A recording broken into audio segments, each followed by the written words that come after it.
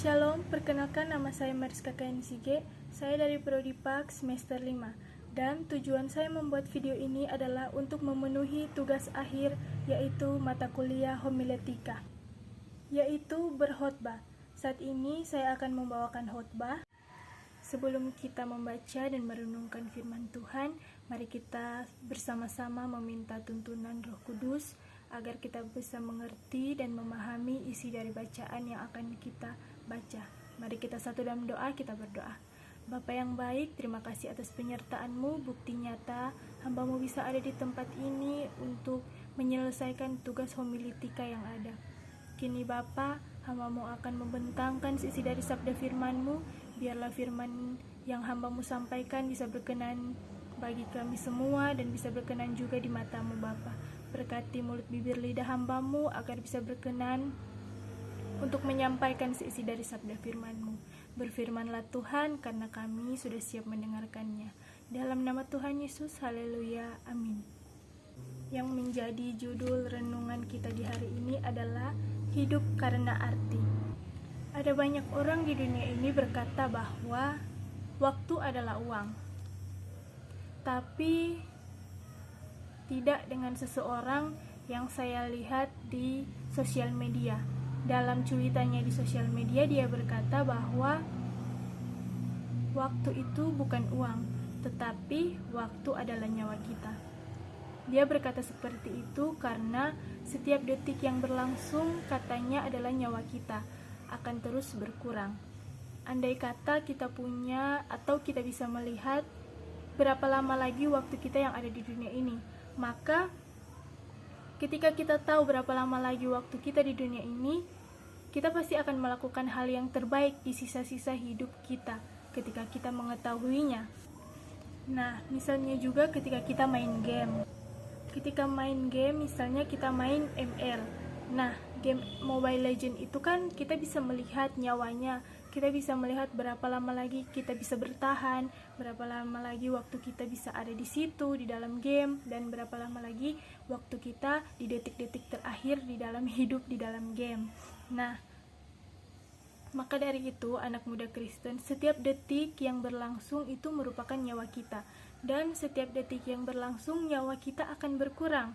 Mungkin memang di dalam 1 tahun itu kita berulang tahun 1 kali. Setiap tahun kita berulang tahun 1 kali. Nah, ketika kita berulang tahun, tentunya umur kita bertambah dan tentunya waktu kita di dunia itu berkurang. Nah, sisa waktu hidup yang kita miliki saat ini, jangan sampai kita sia-siakan hanya untuk tidur, berleha-leha, atau hanya untuk bermain game. Begitu juga dengan di dalam Filipi ini, di dalam Filipi 1 ayat 20-26 ini, di situ Rasul Paulus bilang, gunakan waktu kita sebaik-baiknya. Kita membuat apapun di dunia ini, kita memiliki yang namanya waktu. Apapun yang kita buat di dunia ini, kita memiliki yang namanya waktu. Nah, di sini ada 2 hal yang bisa membuat hidup kita lebih berarti dan yang akan sama-sama kita renungkan saat ini. Yang pertama yaitu memberikan waktu hidup kita untuk Tuhan Yesus. Nah, dalam keadaan menderita yang harus dimasukkan di penjara, Rasul Paulus ini mengatakan bahwa Kristus dengan nyata dimuliakan di dalam tubuhnya, baik oleh hidupnya atau oleh matinya. Karena bagi Paulus, seperti di dalam ayatnya yang ke-21, Paulus mengatakan bahwa karena hidupnya itu adalah Kristus dan mati merupakan suatu keuntungan bagi Rasul Paulus. Nah, Rasul Paulus dengan yakin menyatakan bahwa ketika Tuhan Yesus mengizinkan ia tetap hidup, maka hidupnya hanyalah untuk Tuhan Yesus. Dan meskipun ia mati atau dia akan mati pada saat dia di penjara, itu juga merupakan suatu keuntungan baginya. Bukan keuntungan pribadi, tetapi keuntungan untuk Tuhan Yesus dan untuk dia sendiri. Injil bisa dinyatakan lewat dia sampai akhir hidupnya. Rasul Paulus memberikan hidupnya untuk Tuhan Yesus bukan karena di dalam penjara atau penganiayaan atau dalam kesusahan dia sebentar lagi akan meninggal, Tetapi ketika ia berjumpa secara pribadi dengan Tuhan Yesus, disitulah dia mulai memberikan hidupnya untuk Tuhan. Nah, perjumpaan secara pribadi itulah yang membuat Rasul Paulus itu menjadi berubah, menjadi dibaharui oleh karena Roh Kudus, oleh karena Kristus.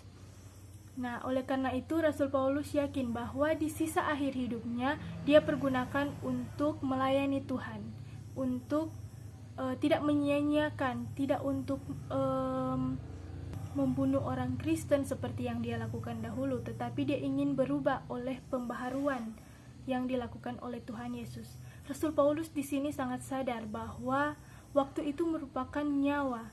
Jadi dia tidak mau menyia-nyiakan apa yang sudah Tuhan kasih dia kesempatan. Jadi untuk kegiatan yang sia-sia dan tidak bermanfaat itu Rasul Paulus jauhkan daripadanya gitu. Nah, tetapi dia menyatakan selagi aku masih hidup atau selagi nyawaku masih ada di dunia ini, aku persembahkan untuk Tuhan atau menghabiskan nyawaku untuk Tuhan Yesus. Maka dari itu, Rasul Paulus tidak memakai sisa hidupnya untuk kesenangan pribadi, melainkan untuk menikmati hidupnya bersama dengan Tuhan Yesus. Nah, yang kedua, mengajarkan apa yang Tuhan percayakan, mengerjakan apa yang Tuhan percayakan. Di tengah penderitaan dan ancaman hidupnya, Rasul Paulus mengatakan, "Jika aku harus hidup di dunia ini, itu berarti bagiku bekerja memberi buah." Bagi Rasul Paulus, ketika Tuhan belum mengizinkan dia mati di dalam penjara pada saat itu, maka itu berarti Tuhan ingin dia terus mengerjakan apa yang Tuhan percayakan kepadanya, yaitu untuk memberitakan Injil dan menguatkan iman para jemaat. Bagi Rasul Paulus, bahwa Kristus dengan nyata dimuliakan di dalam tubuhnya, baik oleh hidupnya dan baik oleh matinya. Nah, dengan tubuh kita artinya kita memakai tubuh kita untuk melayani Tuhan dan mengerjakan apa yang Tuhan berikan. Bukan hanya kata-kata, tetapi nyata di dalam tubuh dan tindakan kita. Jadi, untuk teman-teman yang masih belum percaya diri untuk melayani di gereja, untuk melakukan hal-hal yang rohani, mari bersama-sama kita berpegangan tangan untuk menjalani misi Kristus. Rasul Paulus berkata, dengan bekerja memberi buah, yaitu melalui talenta yang Tuhan berikan kepada setiap kita dan kita mengerjakannya dengan baik untuk Tuhan Yesus. Dalam hal ini bukan berarti semua harus melayani di gereja. Saya kasih contoh, misalnya di gereja itu kan diberikan penerima tamu, ada jadwal penerima tamu kalau di gereja saya. Nah, penerima tamu itu juga merupakan suatu pelayanan. Jadi jangan kita merasa minder untuk kita harus bikin pelayanan yang wah. No, tapi Tuhan memperhitungkan cara-cara kita dengan hal-hal yang kecil seperti itu. Nah, dengan cara kita datang ke gereja itu juga Tuhan sudah memperhitungkan semuanya. Dengan cara kita berpakaian pergi ke gereja dengan cara yang sopan, dengan sungguh-sungguh, dengan hati yang benar-benar untuk Tuhan Yesus, itu sudah Tuhan perhitungkan bagi kita semua. Apalagi yang mau kita tunda, karena Tuhan Yesus itu selalu memberi kesempatan. Masa Rasul Paulus saja yang menganiaya orang Kristen itu masih bisa Tuhan ampuni, apalagi kita kan? Mari bersama-sama kita melayani Tuhan dengan cara yang benar. Amin firman Tuhan. Terima kasih. Shalom.